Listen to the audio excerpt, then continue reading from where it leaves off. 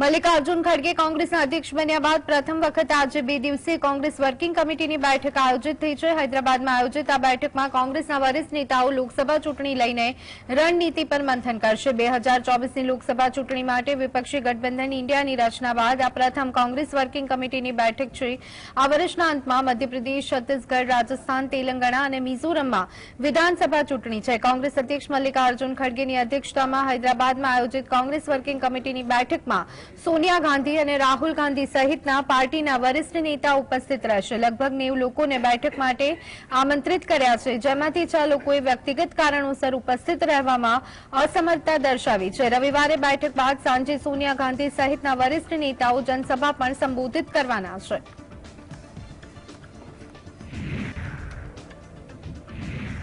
હૈદરાબાદમાં યોજાનારી કોંગ્રેસ વર્કિંગ કમિટીની બેઠક અગાઉ સોનિયા ગાંધીએ મહત્વપૂર્ણ નિવેદન આપ્યું કે કોંગ્રેસ પાર્ટી તેલંગાણા અને દેશના લોકોના સન્માનની રક્ષા માટે વિકાસનો નવો અધ્યાય લખવા માટે સંપૂર્ણપણે તૈયાર છે। કોંગ્રેસ પાર્ટી હંમેશા તેલંગાણાના લોકોની આકાંક્ષાઓ સાથે ઊભી રહી છે। હવે રાજ્યને પ્રગતિ અને સમૃદ્ધિના નવા યુગમાં લઈ જવાનો સમય છે। તેલંગાણામાં 2024ના પ્રારંભિક મહિનામાં ચૂંટણી યોજાશે, જેથી તમામ રાજકીય પક્ષો સક્રિય થયા છે। તમામ રાજકીય પક્ષો ચૂંટણી જીતવા માટે તેમની વ્યૂહરચના પર કામ કરે છે, જેથી કોંગ્રેસ વર્કિંગ કમિટીની બેઠકનું આયોજન કરવામાં આવ્યું છે। મલ્લિકાર્જુન ખડગેએ કહ્યું હતું કે કોંગ્રેસ આપણા મહાન રાષ્ટ્રમાં લોકશાહી, સામાજિક ન્યાય, પ્રગતિ અને સમાનતા માટે લડી હતી। અમે રાષ્ટ્રીય અખંડિતતા અને વિવિધતામાં એકતા માટે લડતા રહીશું।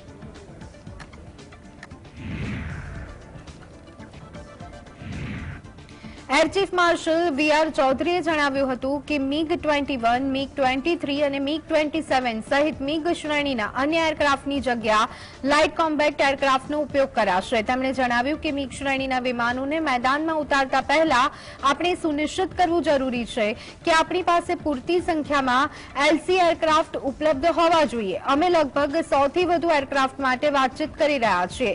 તાજેતરમાં જ ભારતે સ્પેન પાસેથી C-295 technical military airlift plane મેળવ્યું હતું। આ પ્લેન આગામી 25મી સપ્ટેમ્બરના રોજ ભારતીય વાયુસેનામાં સત્તાવાર રીતે જોડાશે। સંરક્ષણ પ્રધાન રાજનાથસિંહ હિડન એરફોર્સમાં C-295 પ્લેનને સામેલ કરવાની જાહેરાત કરશે।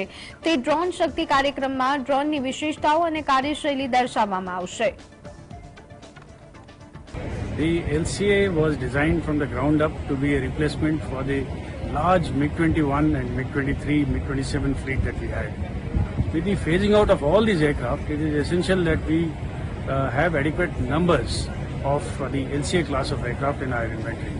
So apart from the 83 LCA that have already been contracted for, we are looking at moving a case for around 100 more aircraft. બિહારના મધુબનીમાં કેન્દ્રીય ગૃહમંત્રી અમિત શાહે જણાવ્યું કે જેડીયુ અને આરજેડીનું કોમ્બિનેશન તેલ અને પાણી જેવું છે। બંને ક્યારેય મિક્સ નહીં થાય। હું નીતિશ કુમારને કહેવા માંગુ છું કે સ્વાર્થ જેટલું પણ હોય, પરંતુ તેલ અને પાણી એક થઈ શકતા નથી। આમાં તેલને ગુમાવવાનું કંઈ નથી। તેલ પાણીને મેલું કરી દે છે। નીતિશ કુમારે વડાપ્રધાન પદના ઉમેદવાર બનવા માટે જે ગઠબંધનમાં સામેલ થયા છે, પરંતુ એ ગઠબંધન તેમને પણ ડૂબાડી દેશે। તેમણે દાવો કર્યો છે કે આ સ્વાર્થી ગઠબંધન બિહારને જંગલરાજ તરફ આગળ લઈ જઈ રહ્યું છે। આ સાથે અમિત શાહે તેમના ભાષણમાં બિહારમાં વધતી ગુનાખોરી મુદ્દે રાજ્ય સરકારની ટીકા કરી હતી। जेडीयू और आरजेडी का जो मेल है वो तेल और पानी जैसा है, वो कभी एक नहीं हो सकते। मैं नीतीश बाबू को कहने आया हूं, नीतीश बाबू, स्वार्थ कितना भी ऊपर हो, तेल और पानी एक नहीं हो सकते और उसमें तेल को कुछ नहीं गंवाना है। तेल पानी को मैला कर देता है, मैला कर देता है, मान कर चलना। आपने प्रधानमंत्री बनने के लिए जो गठबंधन किया है, वो गठबंधन आपको भी डुबाने वाला है। બિહારના મધુબનીમાં અમિત શાહે જણાવ્યું કે સ્વાર્થના આધારે ગઠબંધન તૈયાર કરવામાં આવ્યું છે. લાલુ પ્રસાદ યાદવ તેમના પુત્રને બિહારનો મુખ્યમંત્રી બનાવવા માંગે છે, જ્યારે નીતિશ કુમાર વડાપ્રધાન બનવા માંગે છે. પરંતુ તેમને યાદ અપાવવા માંગુ છું કે પીએમ પદ ખાલી નથી, કારણ કે ફરીવાર વડાપ્રધાન મોદી પીએમ બનશે. તુષ્ટિકરણની રાજનીતિ કરી બિહારની કમાન એવા હાથોમાં સોંપવા માંગે છે જે બિહારને સુરક્ષિત રાખી શકશે નહીં. તેમણે બિહારની તમામ 40 બેઠકો પર ભાજપને જીત અપાવવા માટે લોકોને अपील करी હતી. ये जो गठबंधन है ये स्वार्थ का गठबंधन है. लालू जी अपने बेटे को मुख्यमंत्री बनाना चाहते हैं और नीतीश जी हर बार की तरह प्रधानमंत्री बनना चाहते हैं. नीतीश बाबू आपकी दाल नहीं गलेगी. प्रधानमंत्री का पद वहां खाली नहीं है. वहां फिर से एक बार नरेंद्र मोदी जी बैठने वाले हैं. मित्रों, ये लोग फिर से बिहार को जंगल राज बनाने की दिशा में ले जा रहे हैं. વડાપ્રધાન નરેન્દ્ર મોદી પ્રવાસે હતા. પ્રોટોકોલ મુજબ તેમનું સ્વાગત કરવા માટે રાજ્યના ડેપ્યુટી સીએમ ટીએસસી દેવ પણ ત્યાં હાજર હતા. આ દરમિયાન પીએમ મોદીના ભાષણ પછી જ્યારે ટીએસસી દેવનો બોલાવવાનો વારો આવ્યો ત્યારે તેમણે પીએમના ખુલ્લેઆમ વખાણ કર્યા, જે બાદ તેમના પક્ષમાં વિવાદ થયો અને તેમણે જાહેરમાં ખુલાસો આપવો પડ્યો. છત્તીસગઢના ડેપ્યુટી સીએમ ટીએસસી દેવે કહ્યું હતું કે હું અહીં કહેવા માંગતો નથી કે કેન્દ્ર સરકારે ક્યારેય અમારા રાજ્ય સાથે ભેદભાવ કર્યો નથી. જો અમે કામ કર્યું અને રાજ્ય પાસેથી માંગણી કરી તો કેન્દ્ર સરકારે ભાગીદાર તરીકે કામ કર્યું. અમારા હાથ ક્યારેય નથી રહ્યા ચુસ્ત, અને હું માનું છું કે આવનારા સમયમાં આપણે સાથે મળી અને આ દેશ અને રાજ્યને આપણા સંઘીય માળખાની વ્યવસ્થામાં આગળ લઈ જવાનું ચાલુ રાખીશું.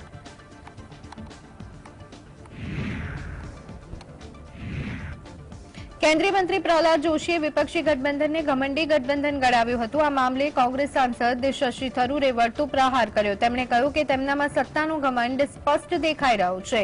જેઓ અહંકારી છે તેઓ જ સત્તામાં છે, જે આપણને રોજ જોવા મળે છે. તેમણે કહ્યું કે મને લાગે છે કે અમે ગઠબંધનને જે નામ આપ્યું છે તે તેમનાથી સહન નથી થતું, જેથી તેઓ આવી પ્રતિક્રિયા આપી રહ્યા છે.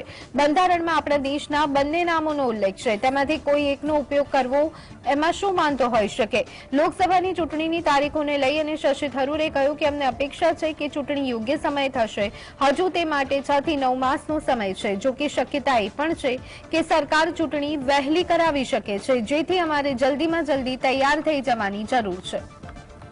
Time, which is 6 to 9 months away, but it's also possible that the government might advance the elections, as we've been hearing, and we need to be prepared sooner rather than later. To the opposition is a bit unnecessary and a bit futile, because those who are arrogant are the ones who are in power. That's what we are seeing every day.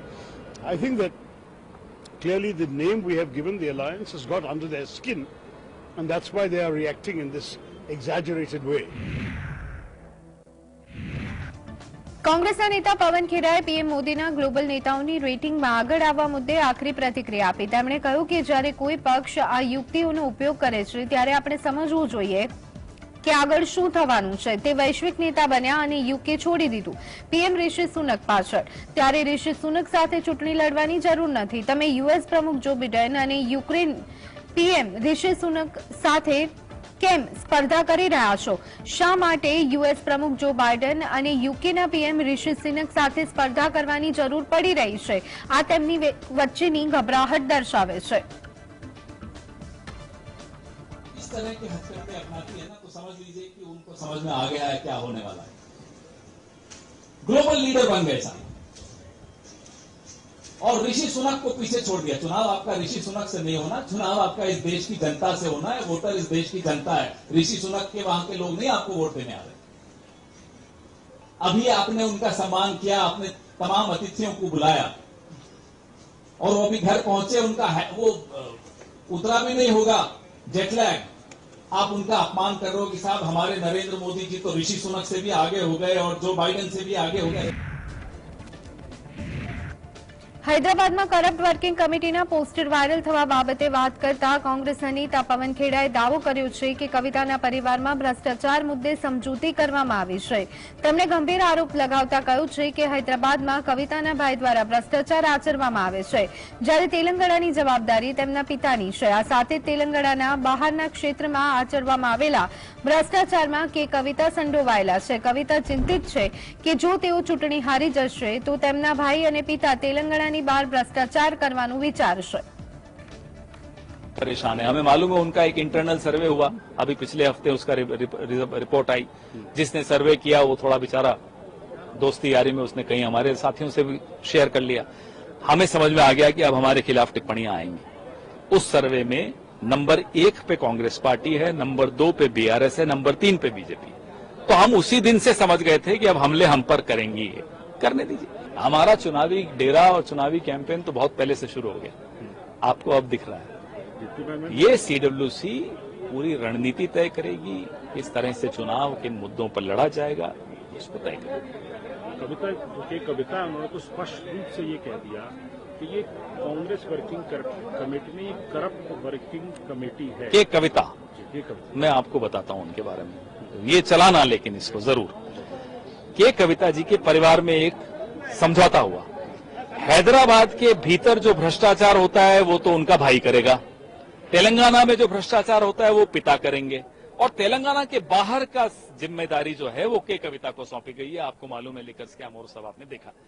तो ये जो समझौता हुआ है उसके तहत वो बड़ी परेशान हो रही हैं कि अब हार न जाएं. तो मान लो तेलंगाना से वो इलेक्शन हारेंगी तो भाई और पिता फिर बाहर का भ्रष्टाचार करने की सोचेंगे. वो परेशान है. છત્તીસગઢના મુખ્યમંત્રી ભૂપેશ બઘેલે જણાવ્યું કે પીએમ મોદીએ રાયપુરમાં સંબોધન દરમિયાન કેટલીક બાબતોમાં જૂઠાણું ફેલાવ્યું છે. રાયપુરમાં વડાપ્રધાન મોદીએ જણાવ્યું કે કેન્દ્ર સરકારે ચોખા ખરીદ્યા, પરંતુ વાસ્તવમાં છત્તીસગઢ સરકારે તેની ખરીદી કરી હતી. પીએમ મોદીએ પ્રદેશમાં કોરિડોરનું ઉદ્ઘાટન કર્યું છે, પરંતુ તેમાં કેટલાક લોકો મુસાફરી કરશે. બઘેલે આરોપ લગાવ્યો છે કે પીએમ કેટલાક લોકોને ફાયદો અપાવવા માટે આ કામ કરી રહ્યા છે. मोदी जी जिन बातों को फिर आए यहाँ और झूठ परोस के चले गए. जैसे रायपुर में कहा हम धान खरीदते हैं, झूठ बोल गए छत्तीसगढ़ सरकार खरीदती है. अभी आए तो फिर झूठ बोल के चले गए. गोबर गौठान के बारे में बात उन्होंने की. 265 करोड़ का गोबर खरीदे हैं, अब 1300 करोड़ का आरोप लगा रहे हैं. अब विभिन्न मंचों में खुद प्रधानमंत्री जी तारीफ कर चुके हैं, नीति आयोग में तारीफ कर चुके हैं, उस बैठक में तारीफ की. हम लोग सब सारे मुख्यमंत्री उपस्थित थे. ये आरोप लगाने के अलावा क्या है? अभी जो कॉरिडोर का उद्घाटन किए हैं कितने यात्री उसमें चढ़ेंगे भाई? ये सब वो अडानी के लिए सब करने आए हैं, उसके खदान के लिए. સનાતન ધર્મ ટિપ્પણી વિવાદ પર પ્રતિક્રિયા આપતા મધ્યપ્રદેશના પૂર્વ મુખ્યમંત્રી અને કોંગ્રેસના નેતા કમલનાથે જણાવ્યું કે ભારત સનાતન ધર્મનો દેશ છે. સનાતન ધર્મ શું કહે છે એ આપણે સમજવાની જરૂર છે. તેમણે આરોપ લગાવ્યો છે કે સનાતન ધર્મ વિવાદનો મુદ્દો લાવી અને ભાજપે વાસ્તવિક મુદ્દાઓ પરથી લોકોનું ધ્યાન ભટકાવવાનો પ્રયાસ કર્યો છે. વર્ષ 2019ની લોકસભા ચૂંટણી દરમિયાન રાષ્ટ્રવાદ અને સર્જિકલ સ્ટ્રાઇક જેવા મુદ્દા સામે આવ્યા. શું ભાજપે ધર્મની એજન્સી લીધી છે? કમલનાથે કહ્યું છે કે छिंदवाड़ा में योजाયેલા ધાર્મિક કાર્યક્રમમાં ગયો તો ભાજપને ગમ્યું નહીં અને તેના પર પણ ટીકા ટિપ્પણીઓ કરવામાં આવી.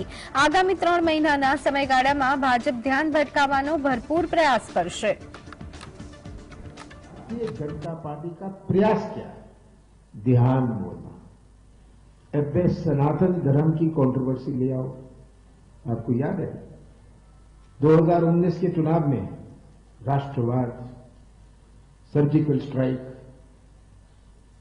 कैसे ध्यान मोड़, जैसे कि इन्होंने ठेका लिया हुआ है धर्म का, इन्होंने एजेंसी ली हुई है. मैंने अगर कोई धार्मिक कार्यक्रम मेरे छिंदवाड़ा में हुआ, इनके पेट में दर्द होने लग जाता है.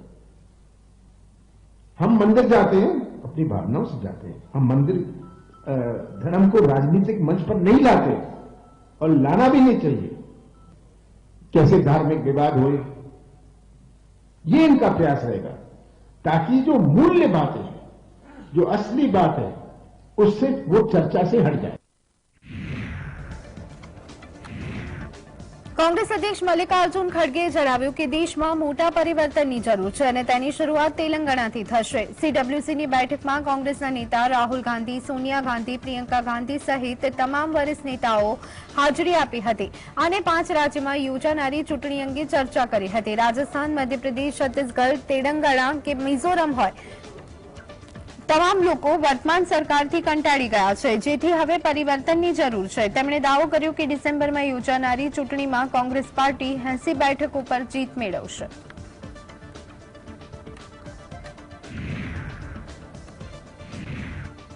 કર્ણાટકના મુખ્યમંત્રી સિદ્ધારમૈયાએ વિપક્ષી ઇન્ડિયા ગઠબંધને 14 એંગર્સના શોમાં તેમના પ્રતિનિધિ ન મોકલવાના નિર્ણય પર પ્રતિક્રિયા આપતા જણાવ્યું કે એક રાજકીય પક્ષનું મુખપત્ર બની અને મીડિયાની નીતિમત્તા સાથે ચેડા કરતા 14 એન્કરનો બહિષ્કાર કરવો એ કેવી રીતે ખોટું હોઈ શકે. ભાજપના રાષ્ટ્રીય અધ્યક્ષ જેપી નડ્ડાએ અગાઉ જણાવ્યું હતું કે આ રાજકીય પક્ષોમાં ઇમરજન્સીની માનસિકતા બની ગઈ છે. પહેલા પંડિત નહેરુએ ફ્રી સ્પીચને કમજોર કરી અને રાજીવ ગાંધી તેના પર કાબુ મેળવવાનો પ્રયાસ કરવામાં નિષ્ફળ રહ્યા હતા.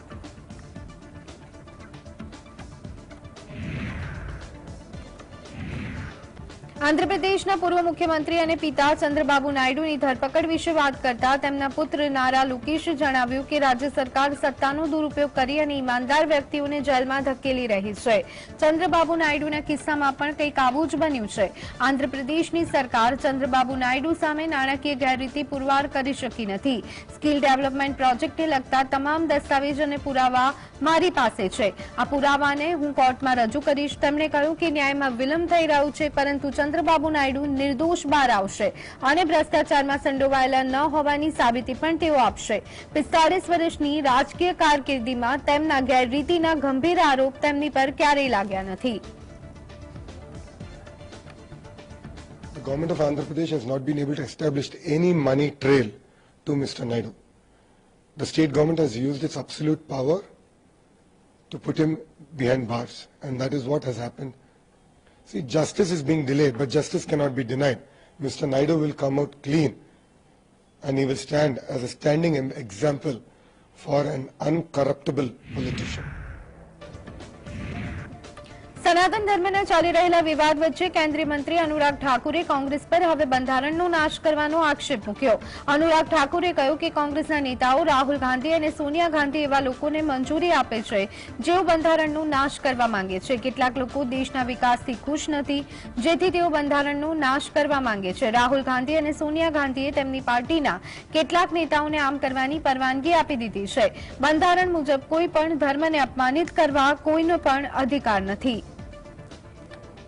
सोच मानसिकता ऐसी है कि वो देश में विकास होते देखकर प्रसन्न नहीं है, जो संविधान को तार तार करने की इच्छा मंसूबे लेकर है. और राहुल गांधी जी और सोनिया गांधी जी ने खुली छूट भारत के संविधान को तार तार करने की अपनी पार्टी और सहयोगी नेताओं को दे रखी है. संविधान कहीं नहीं कहता कि आप किसी दूसरे धर्म को कुचलने का काम करें. વિપક્ષી ઇન્ડિયા ગઠબંધને કેટલાક ટીવી ચેનલ એન્કર્સના શોમાં પોતાના પ્રતિનિધિઓને ન મોકલવાનો નિર્ણય કર્યો. ત્યારે આ વિશે પ્રતિક્રિયા આપતા આસામના મુખ્યમંત્રી હિમંતા બિસ્વા શર્માએ જણાવ્યું કે મીડિયા બહિષ્કાર અને સેન્સરશીપના ઇતિહાસની શરૂઆત વર્ષ 1975માં થઈ હતી. આ કોઈ નવી બાબત નથી. આ તો માત્ર એક રિહર્સલ સમાન છે. જો કોંગ્રેસની સરકાર આવશે તો તેઓ મીડિયા સેન્સરશીપને લાગુ કરશે. ઇસરોએ યોગ્ય સમયમાં ચંદ્રયાન બનાવ્યું છે. હું સમગ્ર કોંગ્રેસ પાર્ટીને ચંદ્ર પર મોકલી દઈશ, જેથી કરી અને ત્યાં તેઓ સરકાર બનાવી શકે. ये इसका उनका जो ये नेशा है मीडिया को बायकॉट करना, सेंसरशिप लगाना, इसका इतिहास तो 1975 से शुरू होता है. तो ये कोई नया नहीं, ये आपका रिहर्सल है. अगर कोई कारण में कांग्रेस का सरकार आए तो मीडिया को ही ऐसा सेंसर करेगा. लेकिन ठीक समय ने इसरो ने चंद्रयान बना लिया. पूरा कांग्रेस पार्टी को हम चंद्र तक भेज दूंगा कि उधर ही जाके सरकार बनाओ और उधर ही जाके बैन उन लगाओ, कोई प्रॉब्लम नहीं है. કેરળના કોઝિકોડમાં નિપા વાયરસના કેસ સામે આવ્યા બાદથી ભયનું વાતાવરણ છે. નિપા વાયરસને જોતા કોઝિકોડમાં તમામ શૈક્ષણિક સંસ્થાઓ આગામી રવિવાર એટલે કે 24 સપ્ટેમ્બર સુધી બંધ કરી દેવામાં આવી છે. આમાં શાળાઓ, વ્યવસાયિક કોલેજો અને ટ્યુશન કેન્દ્રનો સમાવેશ થાય છે. જિલ્લા વહીવટીતંત્રનું કહેવું છે કે આખા અઠવાડિયા દરમિયાન તમામ શૈક્ષણિક સંસ્થાઓમાં ઓનલાઈન વર્ગો થઈ શકે છે. સ્વાસ્થ્ય મંત્રી વીણા જ્યોર્જે શુક્રવારે કહ્યું કે હાલમાં નિપા વાયરસથી સંક્રમિત દર્દીઓના સંપર્કમાં આવેલા લોકોની યાદી 1080 પર પહોંચી ગઈ છે. તેમાંથી 130 લોકો એવા છે જેમને શુક્રવારે જ યાદીમાં સામેલ કરવામાં આવ્યા. તમામ 1080 લોકોમાંથી 327 લોકો આરોગ્ય કર્મચારીઓ છે. ઉચ્ચ જોખમની શ્રેણીમાં 175 લોકો સામાન્ય નાગરિકો છે, જ્યારે 122 આરોગ્ય સંભાળ કામદારો છે.